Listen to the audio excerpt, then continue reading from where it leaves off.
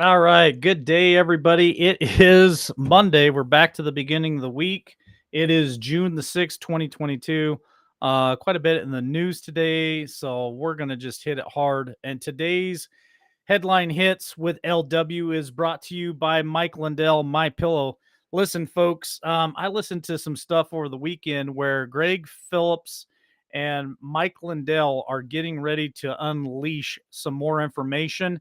From what Greg says, it's going to be about 10 times as much as the 2K Donkeys. And Mike Lindell is also getting ready to unleash a lot of information too. With that being said, to help support Mike Lindell, go to mypillow.com, use promo code LWN, and you could save up to 66% on all those products.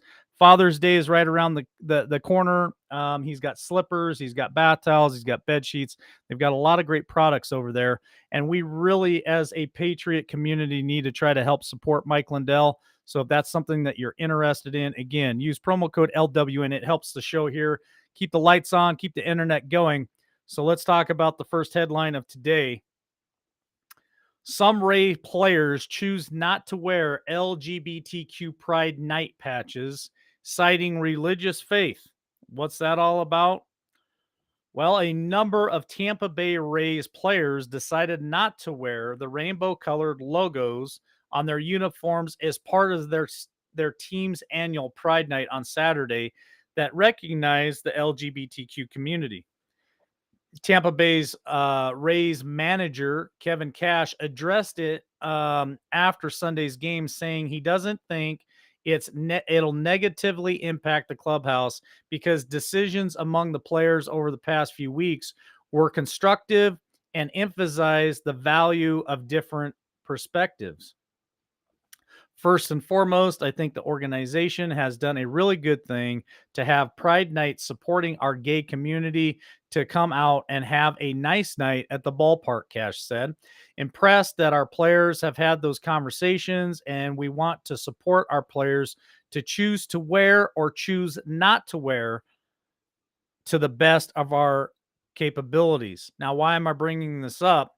I'm bringing this up because I'm grateful for clubhouses, for owners, for managers who don't try to shove this stuff down other players' throats, especially religious players who don't agree with that type of lifestyle. I don't think they should have to wear something like that. So kudos to the Florida Rays for standing up for both sides of that issue, for both voices, for both opinions, for both people. I think that's a great thing. All right, let's jump into the next headline. Here we go. Hang on. Cheney is back. Cheney, J6 probe found evidence of extremely broad chilling conspiracy. Yep, Representative Liz Cheney, the Republican from Wyoming. I'm going to pause right there. Wyoming, wake up. If you guys have family and friends in Wyoming, please share this show out. Please send this to them. We need to shake Wyoming up. We need to figure out why Wyoming isn't immediately recalling Liz Cheney. She needs to be removed from her position in our government, period. So Cheney said on CBS Sunday morning that House Select Committee investigating of the J6 2021 field trip at the U.S. Capitol has found evidence of an extremely broad and well-organized conspiracy. Absolutely, they have. Guess what? Cheney was part of it. Cheney, Schiff, Pelosi, for sure, was part of that conspiracy. Remember, they told certain U.S. Capitol Police to stay home that day. The door was unlocked from the inside, magnetic doors that were unlocked. Well, who unlocked them and how did they know how to unlock them? So let's read a little bit further. Reporter Robert Costa asked, "Are you confident in what you have found as a committee? Will somehow grab the American people by the lapels and say, 'Wake up. You have to pay attention'?" Cheney answered, "I am. The threat and its ongoing threat, which is hogwash. We're not in the situation where former President Trump has expressed any sense of remorse, nor should he, Cheney. What does he have to be remorseful about? About what happened? We are, in fact, in the situation where he continues to use even more extreme language and, frankly, the language that caused the attack. Bullshit. He is not. Those are all lies. This is Cheney putting the spin on it, pushing the propaganda machine, pushing the narrative. This was not an attack on America. This was not an attack on democracy like they keep claiming over and over again. I'm bringing this article up because Wyoming, when she says we need to wake America up, we need to wake the state of Wyoming up. Why is this lady still in office? Why has she not been voted out? Why are you not recalling this lady? She needs to be absolutely removed from Wyoming. She is not a representative of the great state of Wyoming. I spent over 2 years there. I lived there. I worked there. The people of Wyoming are great people, and I don't know why they'd have somebody like this representative. All right, moving on. Shift. J6 probe will present a great deal of information not yet seen. What's he even talking about? Not yet seen. Representative Adam Schiff, the Democrat from California, said Sunday on CBS's Face the Nation that House committee investigating the J6 field trip will present information Americans have not yet seen. Well, what's he talking about? I went down through all of this, and he's talking about, well, let's read a little bit of it.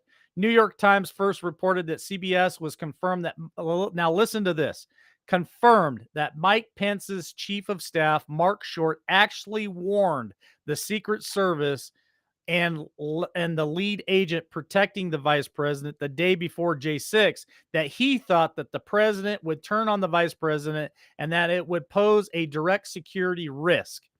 Bullcrap. We know Mr. Short plans to testify himself before the committee. Is that significant? Do you need to hear from the vice president? Schiff said, we're not committing to a specific witness, so we can't confirm or deny who will appear before us. So this is the point. Here they are twisting the narrative. They want Michael Pence to run in 2024. You don't think for 1 second that the Democrat Party does not want Michael Pence to run for president of the United States in 2024? They are going to do whatever they can to help protect this guy and push that narrative so that people don't want Trump in there. I'm going to go out on a limb and say, Mike Pence, you don't have a snowball's chance in hell of winning any nomination, even the Republican nomination to run for president in 2024. I'll make sure of it. I'll put it out every day I can. Okay, next headline. At least 14 shot during shootout in downtown Philadelphia.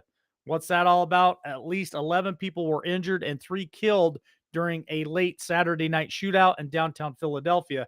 CBS News reports that Philadelphia Police Commissioner Danielle Outlaw noted that one of the alleged gunmen was killed in the shootout. Outlaw indicated that 34-year-old Gregory Jackson was involved in a physical altercation with another male that was potentially the genesis of the shooting. These individuals eventually began firing at one another, and both were struck, one fatally. One of the other fatalities was identified as 27-year-old Alexis Quinn, and the third fatality was listed as an unidentified 22-year-old male. Why am I bringing this up? I'm bringing this up, folks, because they are attacking our Second Amendment. They are attacking us, the patriots, the Americans, the people that live here in the good old US of A. You are going to see stuff like this in the news each and every day so that they can claim that they need to take our weapons. This is a warning. This right here is your warning. This is what you're going to see on the news every day, but yet they turn their head on what's going on in Chicago, New York, Los Angeles, San Francisco. Why is that? Because those are gun-free zones. Those are blue states, blue cities. They're Democrat ran. They're leftist ran. They want to vilify the Second Amendment. They want to vilify patriots. They want to vilify our arms, and they are coming after them. Wake up. Wake up. All right, here we go. One of my faves. Yeah, I know this is going to piss a lot of people off, but guess what? I think you need your toes stepped on every now and again. Queen makes surprise reappearance to close weekend of platinum jubilee celebrations. London AP Queen Elizabeth II has appeared at the balcony of Buckingham's Palace, delighting fans who had hoped to catch a glimpse of her during the final days and festivities marking the monarch's 70 years on the throne. Wow, 70 years on the throne. The 96-year-old monarch has curtailed her schedule in recent months due to problems moving around, which the palace describes as periodic mobility issues. Why am I bringing this up? Oh, because like Hillary Clinton, I think this lady's died, I don't know, 150 times. She's 96 years old. I could say the queen will die today too. I could say the queen would die tomorrow or the next day or next week or next month. Eventually, I'm going to get it right. So, everybody who's putting out there that she's died and it started this and it started that, I'm just not buying it. All right. She's still around, just like Hillary Clinton. All right. Let's look at the next one. This is the last one for today. And I want you guys to pay attention to what I'm telling you here. Toomey, I hope is my hope is we'll get half of the Senate Republicans to vote for the gun deal. Senator Pat Toomey, a Republican from Pennsylvania, said Sunday on CBS's Face the Nation that he hoped at least half of his Republican colleagues in the Senate would vote for the gun package that he is currently negotiating. Now, why am I bringing this up? I'm going to stop with the article right there. If you guys want to read more about it, there's a transcript there in Breitbart. You can read the back and forth with the interviewer. I'm bringing this up because these guys are sneaky bastards. Okay? They're going to put packages together. They're going to put backdoor deals together. They're going to put bills together. And in the dark of the night, they're going to try to pass these bills while you and I are sleeping. What are they talking about? They're talking about AR-15s. They're talking about high capacity magazines. They're talking about assault ban weapons. Now, I warned you guys last week that they're wanting a bill that says you cannot have more than 10 rounds in a magazine.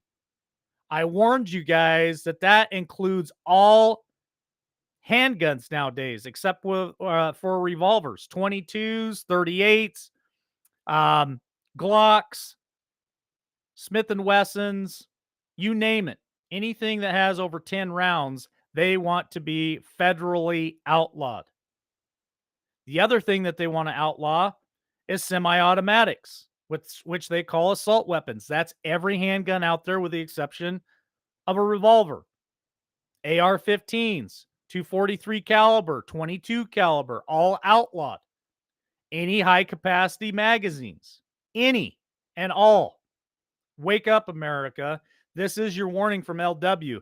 They are doing this while you sleep at night. Your state representatives are voting on this.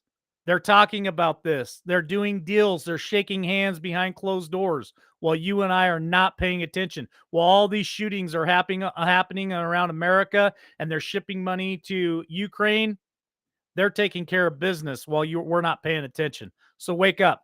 All right, back later this afternoon, 3 p.m. Eastern Standard Time for the Warrior and the Hammer with Tammy the Hammer Nation. Check us out live on Podbean.